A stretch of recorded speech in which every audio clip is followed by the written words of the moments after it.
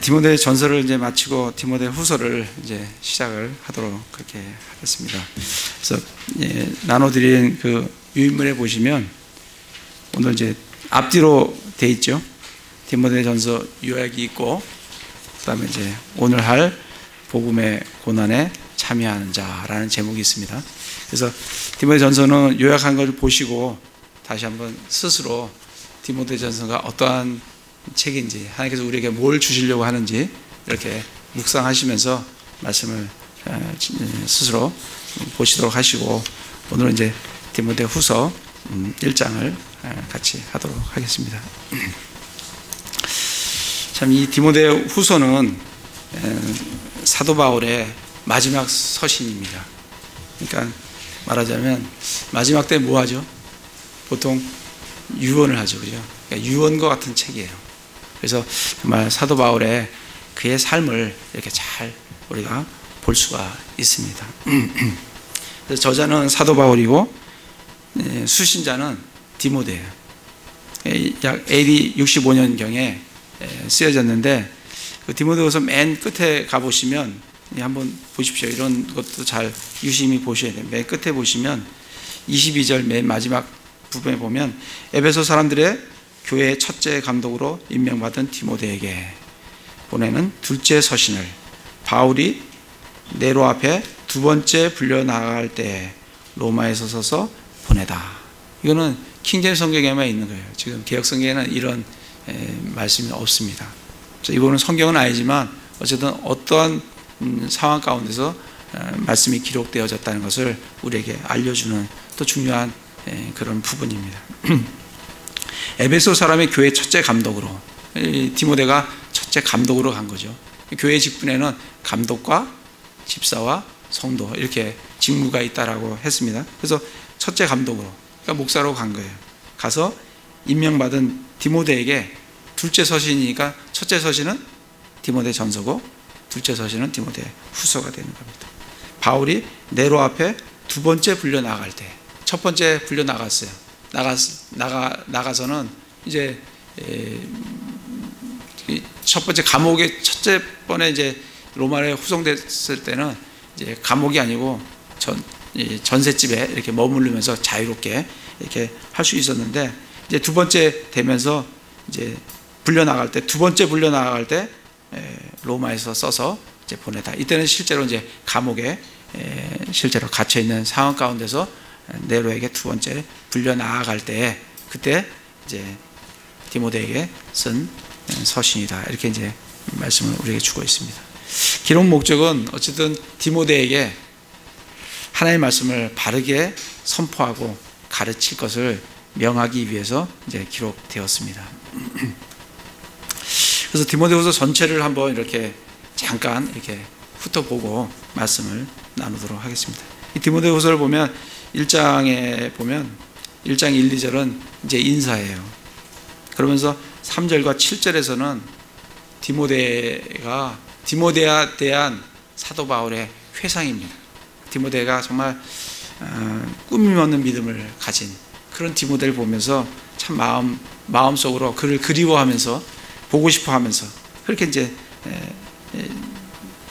적고 있습니다. 그러면서 8절부터 이제 18절까지는 이제 디모데에게 갇혀 있는 나를 부끄러워하지 말고 그리고 복음을 전해라. 자, 우리는 고난 받도록 되어 있다. 그 고난에 적극적으로 참여를 해라. 그러면서 11절, 12절에 보면 나도 이방인의 선포자와 사도와 교사로 정해졌는데 나도 고난을 당하고 있다.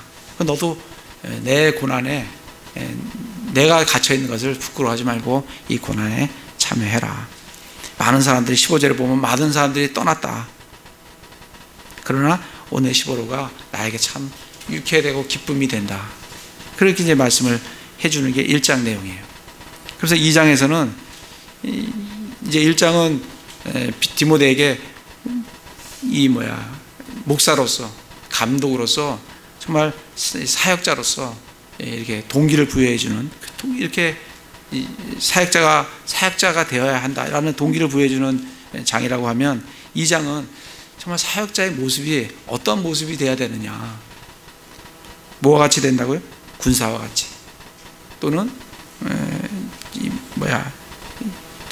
농부와 같이, 그리고 경계하는 자와 같이 그런 모습으로 고난을 받아라. 그렇게 이제 말씀을 해주시면서 14절부터에 보면 그러한 부끄러운 일꾼이, 하나님 앞에 부끄러운 일꾼이 되지 않도록 말씀을 연구를 해라 하면서 15절에 연구를 해라. 그리고 20절부터는 깨끗한 삶을 추구해라. 깨끗한 그릇으로 하나님 앞에 존귀하게 예비되라. 이런 말씀을 하는 게 2장 말씀이에요.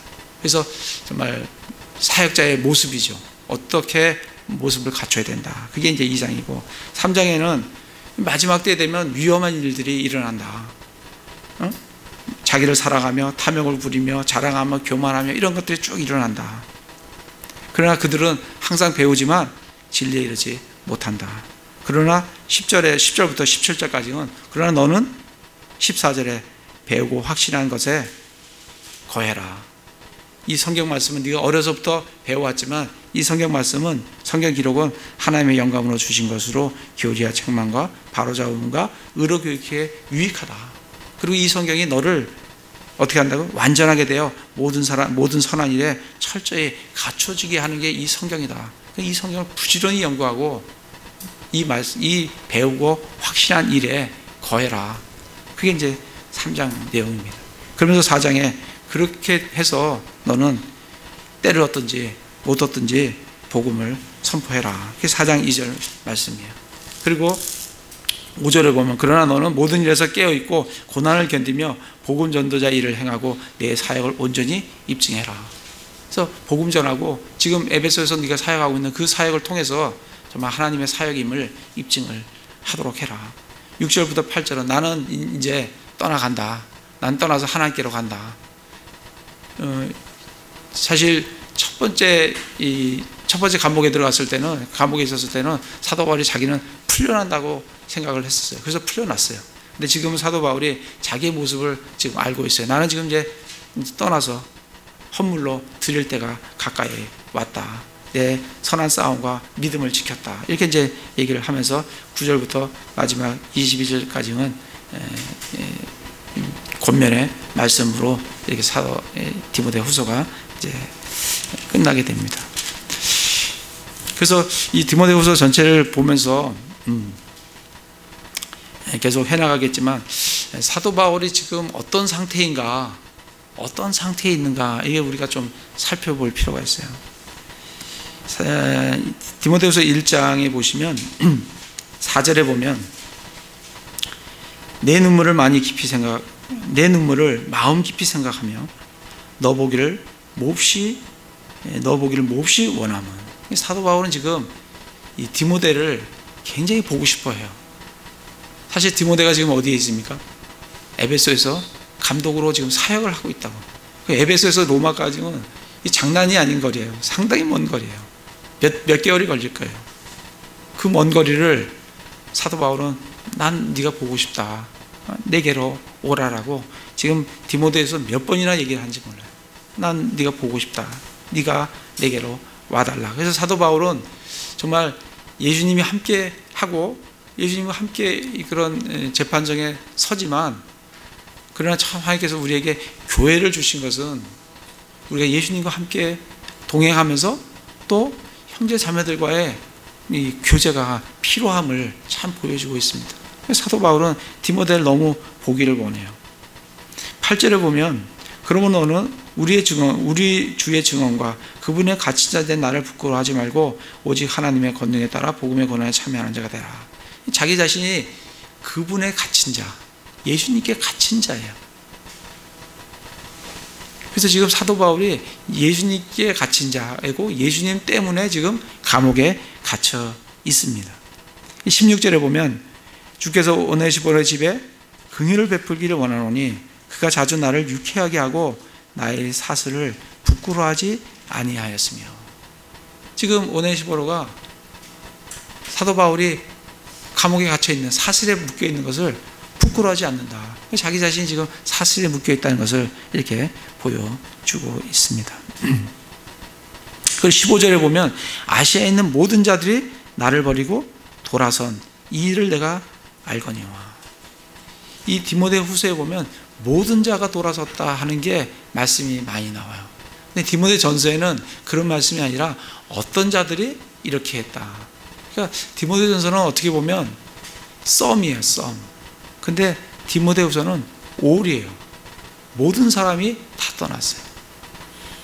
그러니까 마지막 때에 사도 바울과 함께 있는 사람은 맨 뒤에 가면 누가만 나와 함께 있느니라 이렇게 얘기를 합니다. 지금 사도 바울 주변에 함께 했던 사람들이 다 떠났어요. 그래서 지금 15절에 모든 사람이 나를 버리고 돌아선 이 일을 내가 알거니와. 사도 바울의 모습을 우리가 좀 지금 이 당시에 모습을 우리가 좀 알 수 있을 것 같습니다.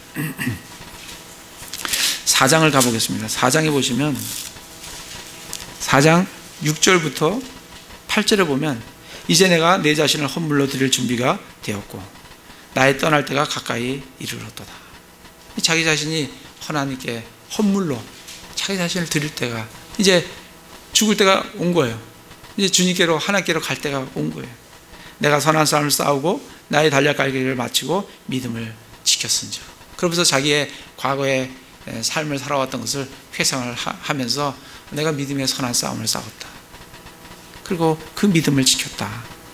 그러면서 앞으로 있을 이후로는 나를 위하여 의의 관이 예비되어 있나니 주 곧 의로운 심판자께서 그날에 그것을 내게 주실 것이요 하면서 앞으로 자기에게 있을 의의 관, 그런 면류관을 바라보면서 이걸 쓰고 있는 것을 볼 수 있습니다. 그러면서 9절에 보면 곧 너는 곧 내게 오도록 힘쓰라. 사역하고 있는 이 디모데에게 내게 오도록 힘쓰라는 거예요. 보고 싶다는 거예요.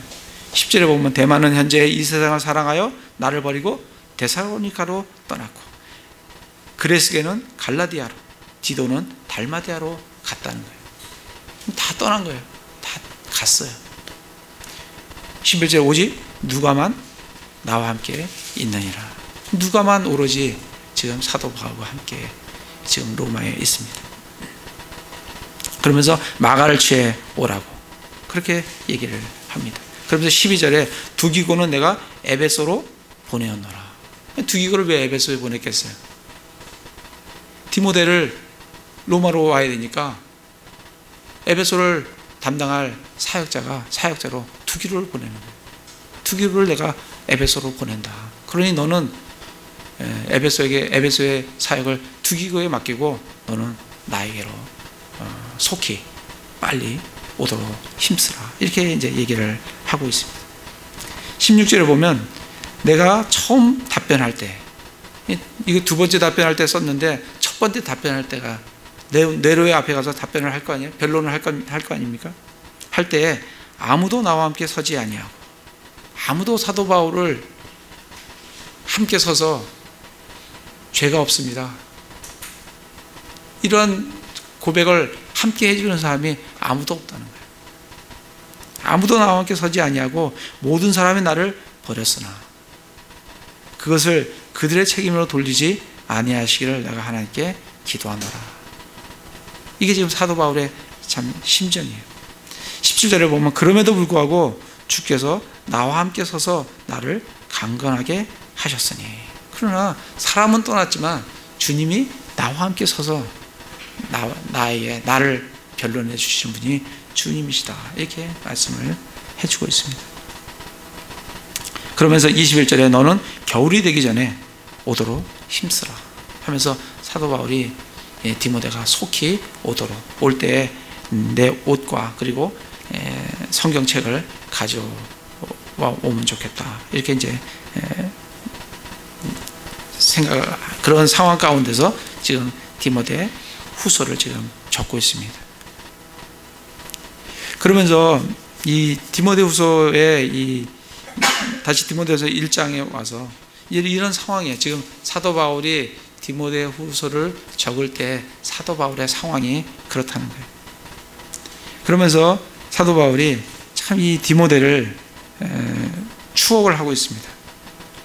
3절에 보면 내가 밤낮으로 기도하는 가운데 끊임없이 너를 기억함으로 내 선조 때부터 내가 순수한 양심으로 섬기는 하나님께 감사를 드리고. 사도 바울은 참 우리 배울 점이 밤낮으로 기도한다는 거예요. 하나님 말씀에는 뭐 능통한 거는 뭐 말할 것도 없고 밤낮으로 기도한다는 거예요.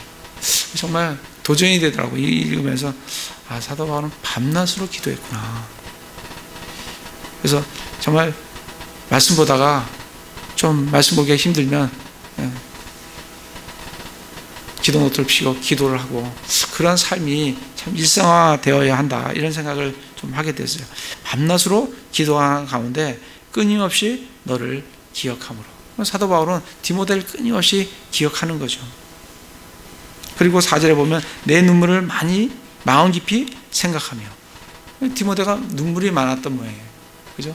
뭘 위해서 눈물을 흘렸는지 모르지만 아무튼 눈물이 많은, 내 눈물을 마음 깊이 생각하며 너 보기를 몹시 원함은 내가 기쁨으로 충만하게 되고자 함이라. 사도 바울은 예수님으로 인해서 기쁨이 충만하지만 또 형제자매들과의 교제를 통해서도 기쁨이 참 충만해진다. 그걸 해주는 사람이 누구냐면 디모데라는 거예요. 그러면서 5절에 내가 내 속에 있는 꾸밈이 없는 믿음을 회상하노니. 그리고 정말 디모데의 믿음이 꾸밈이 없는 믿음이다. 그래서 하나님께서는 사도 바울을 통해서 디모데를 사용을 하시는 것을 우리가 참 볼 수가 있습니다. 꾸밈이 없는 믿음을 회상하잖아요.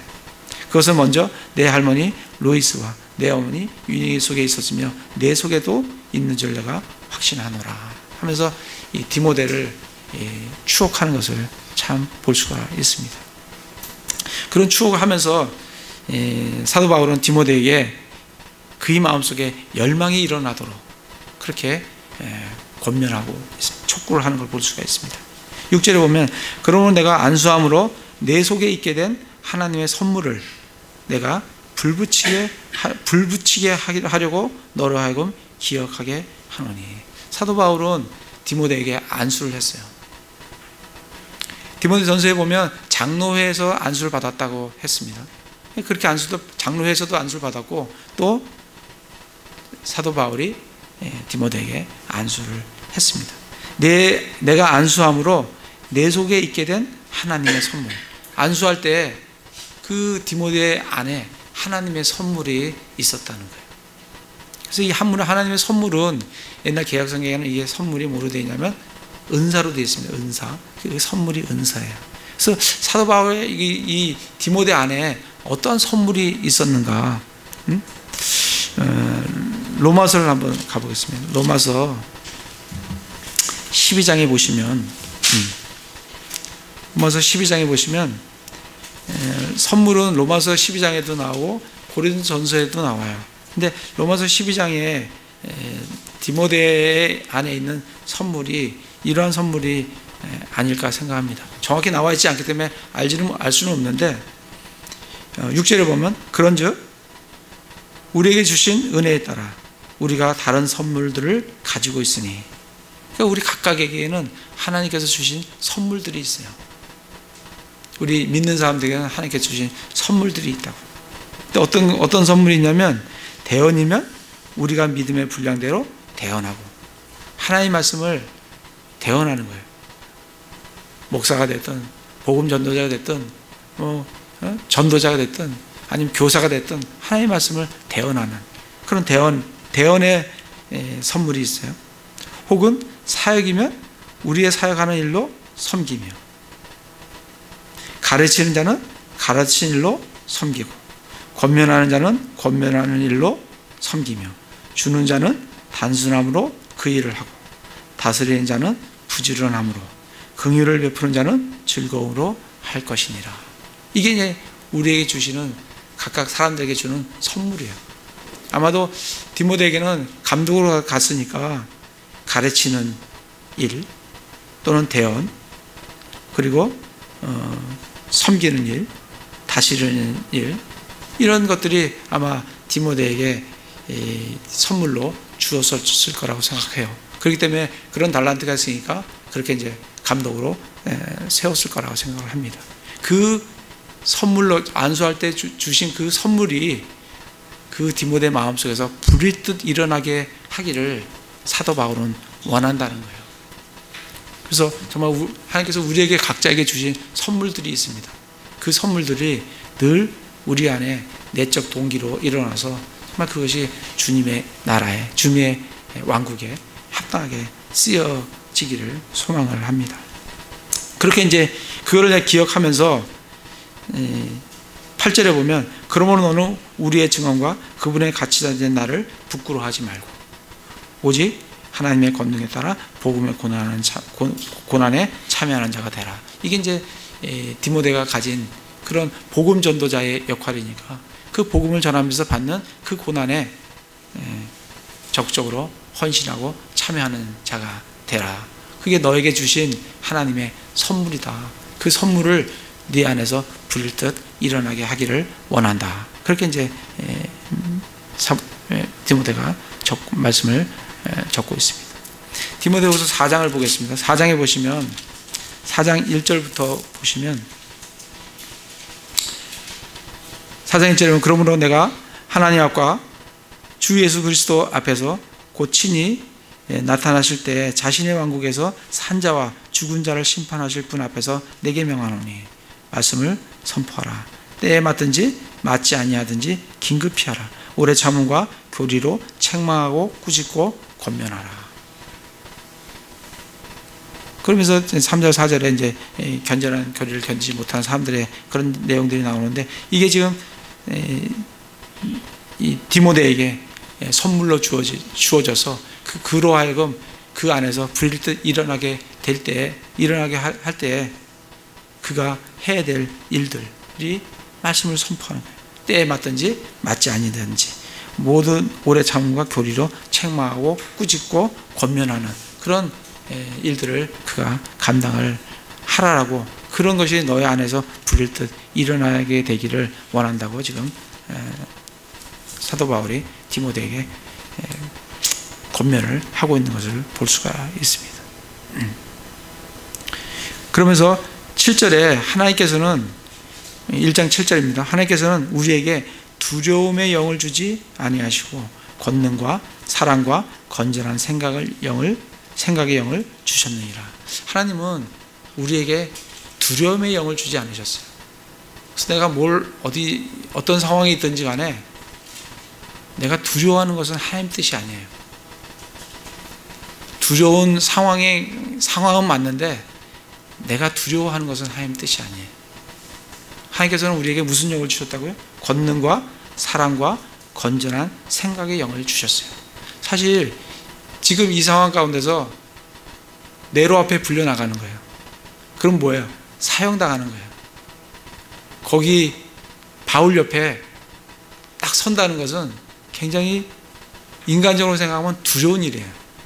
왜냐하면 함께 죄인 취급받는 거니까 굉장히 두려운 일이에요. 그러나 사도 바울은 디모데에게 하나님께서 우리에게 두려움의 영을 주지 아니하시고 권능과 사랑과 건전한 생각의 영을 주었다. 그러니까 8절에 너는 두려워하지 말고 복음의 고난에 참여하는 자가 되라라고 강력하게 지금 사도 바울이 디모데에게 말씀을 해주는 걸 볼 수가 있습니다. 로마서 8장을 한번 가보겠습니다. 로마서 8장을 보시면 8장 15절에 보면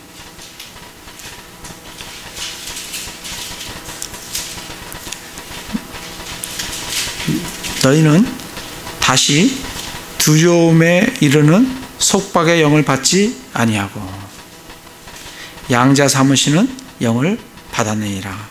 그분을 힘입어 우리가 아바 아버지 하고 부르짖느니라.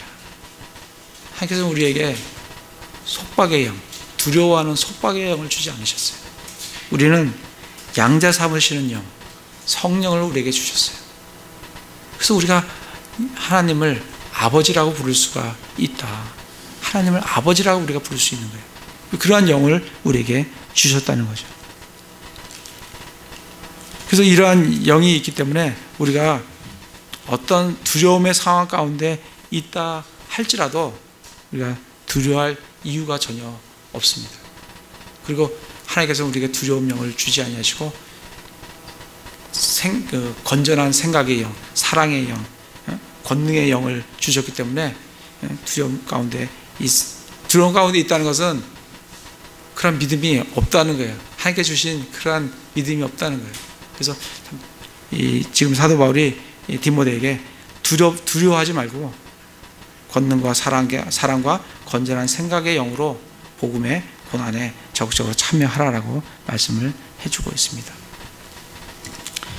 그러면서 1장 9절에 보면 그분께서 우리를 구원하시고 거룩한 부르심으로 부르신 것은 우리의 행위에 따른 것이 아니요 자신의 목적과 은혜에 따른 것이니라. 우리를 구원하신 것은, 우리를 구원하시고 우리를 거룩한 부르심으로 부르신 것은 우리의 행위에 따라 된 것이 아니죠. 우리는 행위 구원이 아니지 않습니까? 행위에 따른 것이 아니라 뭐에 따랐다고요? 자신의 목적과 은혜에 따른 것이라. 그래서 우리는 은혜로 구원을 받았어요. 에베소서 2장 8, 9절에도 너희가 믿음을 통해 은혜로 구원을 받았나니. 우리는 은혜로 구원을 받았어요. 근데 이 은혜는 9절에 이제 하반절에 보면 그 은혜는 세상이 시작되기 전에 그리스도 예수님 안에서 우리에게 주어졌으나. 이 은혜가 언제 주어졌냐면 세상이 시작되기 전에. 정확히 그렇게 나와 있죠. 세상이 시작되기 전에 어떻게? 그리스도 예수님 안에서. 누구에게? 예수 그리스도를 믿는 우리에게 주어졌다는 거예요. 그리고 10절에 이제 우리의 구원자 예수 그리스도의 나타나심으로 그 은혜가 분명히 드러났다는 거예요. 주어진 건 언제부터 주어졌다고요? 하나님이 계획하신 건 언제부터? 세상이 시작되기 전에 예수 그리스도 안에서 믿는 우리에게 이 은혜가 주어졌어요. 그래서 그 은혜가 예수님이 나타나시는 이 마지막 때, 지금에 그것이 드러났다라고 우리에게 말씀을 해주고 있습니다. 에베소서 1장 가보겠습니다. 에베소서, 이게 굉장히 중요한 교리입니다. 이걸 잘 이해를 하셔야 돼요. 에베소 1장 4절 5절을 보면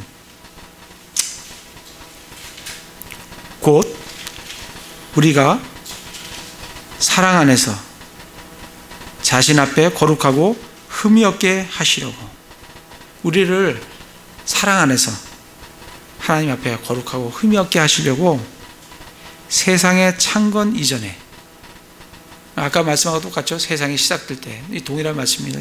세상의 창건 이전에 그분 안에서, 그분이 누구예요? 예수 그리스도 안에서 우리를 택하였으며. 그래서 하나님께서 우리를 택하실 때는 언제냐면 벌써 세상 창건 이전에 예수님 안에서 우리를 택했다고요. 하나님의 계획은 이미 세상 창건 이전부터 예수님을 통해서 예수 그리스도를 믿는 사람들을 구원하겠다는 계획을 이미 갖고 계셨다는 것을 우리에게 지금 알려주고 있습니다. 한 구절 더 보겠습니다. 디도서, 성경 곳곳에 이런 말씀을 우리에게 들려주고 있습니다. 디도서 1장 2절 3절.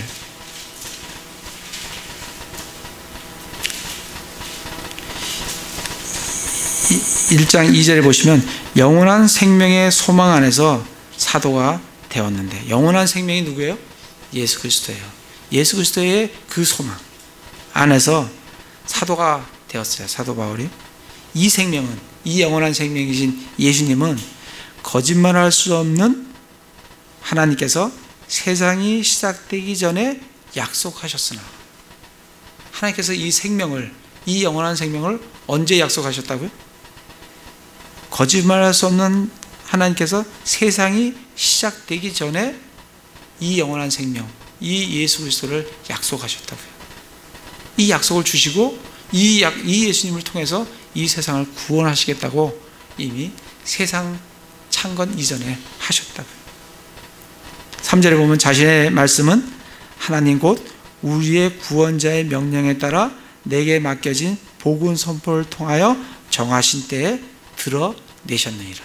약속은 창세 이전에 하셨고 드러내신 것은 언제 드러냈어요? 복음을 통해서, 예수님을 통해서 지금 이 마지막 때에 드러내셨다고요. 예수님을 통해서. 지금 그 말씀이 지금 반복돼서 나오고 있는 겁니다. 베드로전서 가보겠습니다. 베드로전서 1장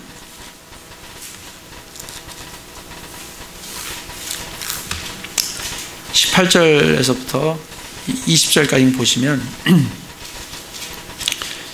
18, 19절은 우리가 잘 아는 말씀이죠. 너희가 알거니와 너희 조상들로부터 전통으로 물려받은 너희 헛된 행실에서 너희가 구속받은 것은 은이나 금같이 썩어질 것으로 된 것이 아니요 오직 흠없고 점도 없는 어린 양의 피 같은 그리스도의 보배로운 피로 된 것이니라. 우리의 구원은 예수 그리스도의 보배로운 피로 됐습니다. 20절에 보면 참으로 그분께서는, 이 그분이 누구예요? 어린 양 예수 그리스도, 우리의 구원자이신 어린 양 예수 그리스도가 그분이에요. 그분께서는 세상의 창건 이전에 미리 정하셨을 때, 아까랑 동일한 말씀이죠. 예수님은 언제 정해졌다고요? 세상의 창건 이전에 미리 정하여졌어요. 이 마지막 때, 이 마지막 때라는 건 지난번에 말씀드린 마지막 때는 교회 시대가 마지막이라고 그랬어요. 예수님이 십자가에 죽으신 그 이후부터가 마지막 때예요. 이 마지막 때에 너희를 위해 드러나셨으며, 그래서 그 은혜가 드러나신 것은 이 교회 때 예수님이 십자가에 딱 죽으심으로 그 은혜가 드러나셨다. 근데 그 계획은 언제부터 있었다고요? 세상 창건 이전에 하나님께서 예수님을 통해서, 예수 그리스도를 통해서 구원하시겠다는 그 계획이, 그 어린 양의 보배로운 피가 언제 계획됐다고요? 약속됐다고? 세상 창건 이전에 약속되었다는 겁니다. 로마서를 가보겠습니다. 로마서 16장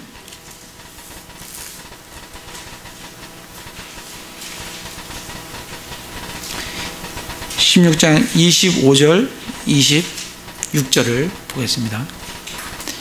로마서 16장 25절에서 26절.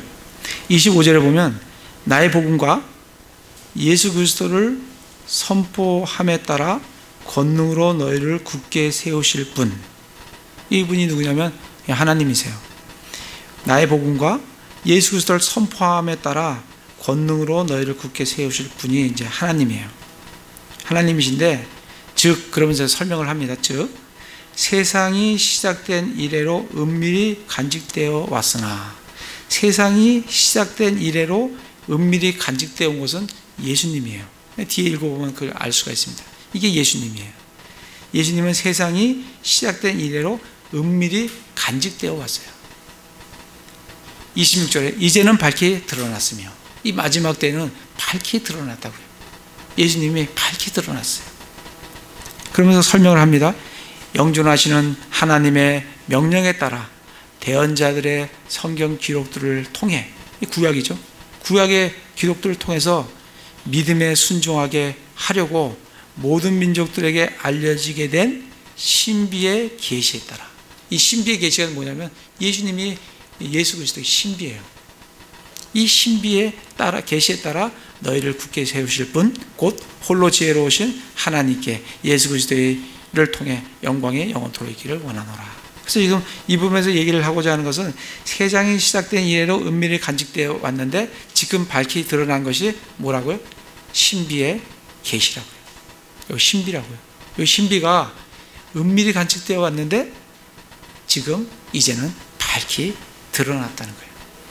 이게 성경에서 계속해서 우리에게 알려주고 있는 그런 중요한 교리예요. 그래서 이게 예정이 여기에서 나오는 겁니다. 에베소서 3장 9절을 보겠습니다. 에베소 3장 9절. 그래서 예수님은, 하나님께서는 예수 그리스도를 통해서 구원하실 것을 어느 날 갑자기 계획하시고 실행하신 것이 아니라 창건 이전에, 세상 창건 이전에 이미 계획을 하시고 실행을 하셨고 그것이 지금 밝히 드러났다는 거예요. 3장 9절에 보면 또 예수 그리스도에 의해 모든 것을 창조하신 하나님 안에 세상이 시작된 이후로 감추어져 온 이 신비에 참여하는 것이 무엇인지 모든 사람들이 보게 하려 하심이라. 예수 그리스도에 의해서 모든 것을 창조하셨어요, 하나님께서. 근데 세상이 시작된 이후로 감추어져 온 이 신비가 뭐냐면 예수 그리스도예요. 이 신비에 참여하는 것이 무엇이냐? 그걸 모든 사람에게 보게 하려 하시는데 이 신비는 뭐냐면 6절에 보면 이 신비는 곧 복음으로 말미암아 이방인들이 그리스도 안에서 동료 상속자가 되고 같은 몸에 속하게 되며 그분의 약속에 참여한 자가 된다는 것이라. 그러니까 예수 그리스도를 믿음으로 말미암아 어떻게 된다고요?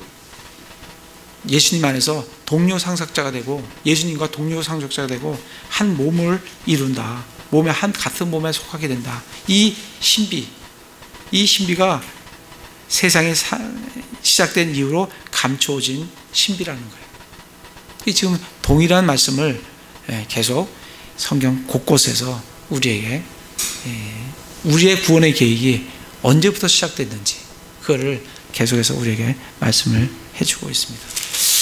다시 디모데 후서 1장으로 가겠습니다. 디모데 후서 1장에 보시면 그렇게 1장 9절에 그 은혜는 세상이 시작되기 전에 그리스도 예수님 안에서 우리에게 주어졌어요. 이제 우리의 구원자 예수 그리스도의 나타나심으로 그 은혜가 분명히 드러났어요. 이해되시죠? 드러나셨으니 그분께서는 사망을 패하시고 복음을 통해 생명과 죽지 아니함을 밝히 드러내셨느니라. 그래서 그 예수님이 어떤 분이시냐? 사망을 패하시고, 그죠? 사망을 패하셨다고. 나는 부활이요 생명이요 부활이요 생명이니 나를 믿는 자는 죽어도 살겠고 나를 믿는 자는 영원히 죽지 아니하리라. 예수님이 사망을 패하셨다고. 복음을 통해 생명과 죽지 아니함을 밝히 드러내신 분이 예수님이다. 이렇게 이제 말씀을 우리에게 해주고 있습니다. 그래서 이러한 분이시기 때문에 사도 바울은 11절에 내가 이 복음을 위하여, 이 예수 그리스도의 이 복음을 위하여 이방인의 선포자와 사도와 교사로 내가 정해졌다. 그리고 그것으로 내가 고난받고 있다. 그러니 내가 그럼에도 고난받고 있고 그것으로 말하면 내가 부끄러워하지 않는다. 왜 내가 부끄러워하지 않냐면 그날에 12절에 보면 그날을 대비하여, 그날이 이게 갑자기 이게 그날이 탁 나오면 이 그날은 앞에서 설명 없이 그날에 이렇게 나오면 무슨 날이겠어요? 이거는 주의 날을 얘기하는 겁니다. 앞에 아무 설명이 없는데 갑자기 느닷없이 그날에, 그러면 이건 뭐예요? 주의 날을 얘기해요. 주의 날은 지난번에 우리 데살로니가 때 한번 말씀을 드렸죠. 주의 날은 뭐라고요? 대환란의 날이에요. 심판의 날이에요. 우리에게는 그날이 어떤 날이에요? 우리에게는 그리스도의 날이에요. 이 땅에는 뭐예요? 주의 날이에요. 우리는 들려 올려져서 우리에게는 무슨 날이에요? 그리스도 날이에요. 그날이 그날이에요. 여기서 말하는, 그러니까 뭐 앞에서 무슨 이게 설명하다가 그날이 나오면 그거는 그 앞에 설명하는 구절의 그날이지만 앞에 아무런 설명이 없다가 갑자기 그날에 이렇게 나오면 이거는 마지막 심판 때의 날이에요. 주의 날을 얘기하는 거예요. 그러니까 그날을 대비하여 그분께 맡긴 것을 그분께서 능히 지키실 줄 확신하노라. 그날을 대비해서 그 마지막 때에 우리가 휴거되고 들려 올려져서 그리스도의 영광스러운 몸으로 변화될 그날을 대비해서 그분께 맡긴 것을 그분께서 능히 지키실 줄 확신하기 때문에 우리의 혼을 지켜주십니다. 우리의 여러 가지 앞으로 살아갈 일들에 대해서 우리를 지켜주세요. 장래를 지켜주십니다. 위험으로부터, 칼로부터, 고난과 핍박과 환난으로부터 우리를 지켜주세요. 그 지켜주시는 분, 그날을 대비해서 그분께 맡겨진 것을 그분께서 능히 지키실 줄을 확신하기 때문에 나는 고난을 받고 있고, 그리고 내가 고난을 받고 있지만 내가 부끄러워하지 않고 있다. 그리고 내가 이방인의 선포자로, 사도로, 교사로 내가 하고 있으니 너도 내가 사실에 묶인 것을 부끄러워하지 말고, 하나님이 주신 것은 두려워하는 영이 아니다. 두려워하지 말고 복음의 고난에 참여를 해라 라고 지금 디모데한테 지금 촉구하고 있는 겁니다. 그러면서 13절 14절에 디모데에게 그리스도 예수님 안에 있는 믿음과 사랑 안에서 내가 내게 들은 건전한 말씀의 틀을 굳게 붙들고 우리 안에 거하시는 성령님을 의지하여 내게 맡겨진 그 선한 것을 지켜라. 두 가지를 얘기하고 주고 있어요. 네가 그렇게 하기 위해서 네가 해야 될 것은 뭐냐면 내게 들은 건전한 말씀의 틀을 굳게 붙들라는 거예요. 하나님의 말씀을 굳게 붙들어야 돼요. 그러니까 형제님 자매, 저도 별배서 우리가 살 수 있는 길은 하나님 말씀을 건전한 말씀의 틀을 굳게 붙드는 거예요. 그래서 우리 하나님 말씀을 계속 나누는 겁니다. 그 말씀을 굳게 붙들려고. 그리고 또 뭐 해야 돼요? 우리 안에 거하시는 성령님을 의지해서 내게 맡겨진 그 선한 것을 지켜라. 성령님을 의지해서 그 말씀에 순종하는 거예요. 이게 이 디모데가 해야 될 일이에요. 디모데후서 뒤에 가보겠습니다. 3장에 보시면 아까 나눴다시피 3장 10절에 보면 그러나 너는 나의 교리와 삶의 방식과 목적과 믿음과 오래 참음과 사랑과 인내와 이런 것들을 어떻게 14절에 보면 너는 배워서 확신하게 된 것들 안에 거해라. 그러니까 이걸 배워야 되는 거예요. 배우고 그리고 확신해야 되는 거예요. 그리고 그 안에 거한다는 것은 그대로 산다는 겁니다. 그래서 아까 사도 바울이 베드로에게 디모데에게 그 건전한 틀을 붙들고 성령님을 의지해서 뭐라고요? 그 선한 것들을 지켜나가라고. 그게 배우고 확실한 일에 거해라. 그래서 하나님 말씀에 우리가 우리 자신을 계속해서 들여 나가야 되는 이유입니다. 그래서 다시 디모데 후서로 와서 그렇게 디모데에게 그렇게 하면서 16절 18절부터는 오네시보로에 대해서, 이 오네시보로가 집에 긍휼을 베풀기 원한다. 그가 자주 나를 유쾌하게 하고 나의 사슬을 부끄러워하지 아니하였으며 오히려 그가 로마에 있었을 때 매우 부지런히 나를 찾아 내어 만났느니라. 다 떠났는데 오히려 오네시보로는 로마에 있을 때 사도 바울을 부지런히 찾아내서 그를 찾아가서 그를 만나고 하는 걸 참 볼 수가 있습니다. 굉장히 사도 바울을 유쾌하게 했다라고 얘기하고 있죠. 그리고 18절에 보면 주께서 그날에, 이것도 그날이에요. 그날에 뭐예요? 심판날에 우리는 휴거되고 주님께로 주님을 만나는 그날에 그가 주의 긍휼을 얻게 하시기를 원하노라. 그가 에베소에서 얼마나 많은 것으로 나를 섬겼는지 내가 잘 아느니라. 그러니까 에베소 때도 잘 섬겼고 로마에서도 오네시보로는 사도 바울에게 굉장히 유쾌한 사람이 됐고 굉장히 정말 기쁨이 되는 그런 사람이었던 것을 볼 수가 있습니다. 그래서 진짜 우리가 1장을 통해서 우리가 참 볼 수 있는 것은 이 사도 바울이 감옥에 갇혀 갇혀 있지만 그 감옥에 갇힌 것을 두려워하지 말고, 디모데에게 그렇게 촉구하는 거예요. 감옥에 갇힌 것을 두려워하지 말고 하나님께서 너에게 주신 그 영적 선물에 따라 두려움을 주지 아니하시고 권능과 사랑과 또 뭐야, 건전한 생각의 영을 주신 그 영에 따라 복음의 고난에 적극적으로 참여하는 그러한 삶을 살라라고 촉구하는 그 장이 지금 1장 말씀입니다. 그래서 우리도 이 시대에, 저도 이제 최근에 제가 좀 교육을 받으러 좀 가는데 이 죽도시장에 이렇게 내려서 이렇게 보니까 아주 이 복음을 전하시는 분들이 계시더라고요. 저는 뭐 그게 이단인지 어쩐지 자세히 보지는 않았어요. 근데 아무튼 열정이 대단하세요. 복음 용지를 가지고 그 버스 타는데 이렇게 서서 전하시더라고요.